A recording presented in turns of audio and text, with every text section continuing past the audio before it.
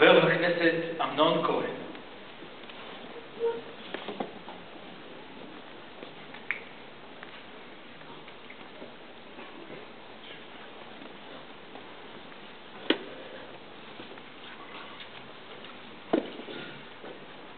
במעמד זה, של טקס לכל איש יש שם, ברצוני להנציח גם את כל הלוחמים היהודים יוצאי רפובליקת אוזבקיסטן, אשר לחמו במסגרת הצבא האדום נגד הצורר הנאצי יימח שמו, כדי להביא גאולה לעולם.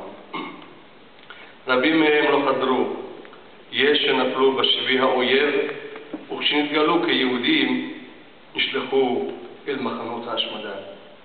ויש שנפלו ומקום קבורתם אינו ידוע, בהם אחיו הבכור של מור אבי, עליו השלום, חננאל בן אלעזר וחפצי, השם ייקום דמו, תהי נשמתם צרורה בצרור החיים. חבר הכנסת עתניאל שנלר.